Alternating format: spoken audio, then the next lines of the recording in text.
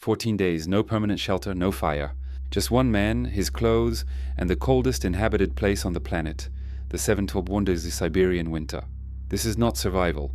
This is a voluntary descent into a frozen hell. Meet Semyon. He has just willingly broken the 2 most sacred rules of Arctic survival. Dramatic silence. The cold doesn't attack, it envelops. It seeps through the highest tech insulation in minutes. The first enemy is moisture, his own breath. With every exhalation, his hood's fur rim collects ice, building a frozen mask.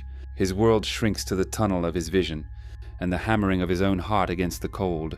Surviving the day is one thing, surviving the 18-hour polar night is another. With no fire, darkness is not an absence of light, it's an amplification of cold. Semyon's only shelter will be a shallow pit he digs in the snow, a quinsy without a roof, and the thin shell of his sleeping bag. He is about to become a human popsicle. Dramatic silence. Semyon isn't just enduring, he's engineering. The human body is a furnace. By denying it external heat, he is forcing it to burn its own fuel, fat, at a ferocious rate. He is turning his body into a pure metabolic machine. Sleep is not rest, it's a dangerous drop in core temperature. He will micronap, never allowing himself to fully succumb. This lunacy has a precedent. Ancient Yakut shamans undertook ice trials to reach altered states, to prove their spirit was stronger than the flesh. Semyon is a modern secular shaman. He isn't seeking visions, he's seeking the absolute 0 point of the self. The line where the mind must command the body to live, or let it die. Dramatic silence. The novelty of suffering has worn off. Now it's a grinding calculus. Conserve calories by moving slowly. Conserve moisture by eating snow, which burns more calories to melt. His world shrinks to a 100-meter radius. He exists only to gather snow for water, to chew his frozen pemmican, and to not die in the 20 minutes it takes to do either. The first irreversible damage. Despite constant movement, the cold wins a battle.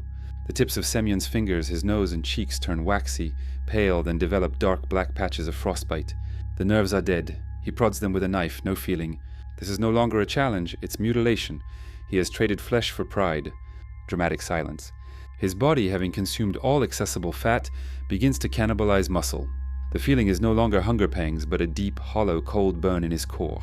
His rations are gone. He now eats only snow and a handful of rendered fat per day, barely enough to keep his brain functioning.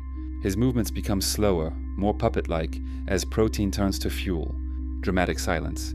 A critical, dangerous sign. The violent calorie-burning shivering stops. His body can no longer afford the energy to generate heat. His core temperature is dropping into the danger zone. Hypothermia's quiet phase begins. His thoughts become thick, syrupy. Simple decisions to get water, to shift position, require monumental mental effort. The will is now commanding a dying machine. Dramatic silence.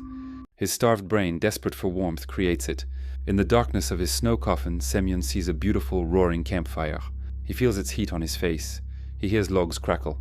He reaches out to it, and his hand closes on a fistful of snow.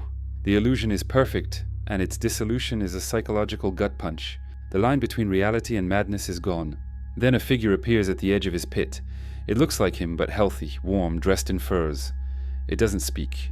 It simply points 2 ways, one back towards the distant outpost he came from, a path to safety and failure, the other deeper into the white void, the path of the full 14 days. It is his own subconscious presenting the final choice, sanity or the completion of the lunatic pact. He closes his eyes, takes a breath that rattles in his chest, and when he opens them, the figure is gone. He does not move towards safety. Dramatic silence. Decision made, he cannot walk, so on day 12 he crawls.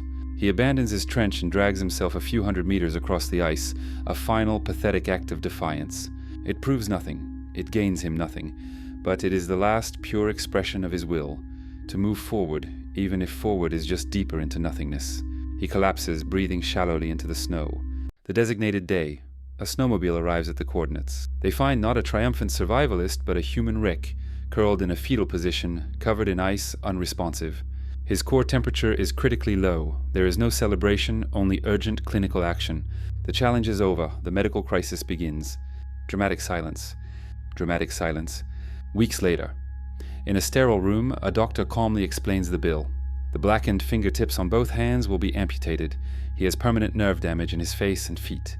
His metabolism and hormonal system may be altered for years. He stares at his bandaged hands. He did not conquer the cold. He made a temporary, devastating withdrawal from the bank of his own body. He stands before a mirror. He sees the scars, the gauntness, the missing pieces. But in his eyes something else flickers. Not happiness, not regret. a terrible hollow knowledge. He now knows the exact price of 14 days. He knows the texture of madness and the sound of his body shutting down. He survived. But the man who walked into the tundra 14 days ago did not come back out. In the silence after the storm, the loudest sound is the echo of a choice that can never be unmade.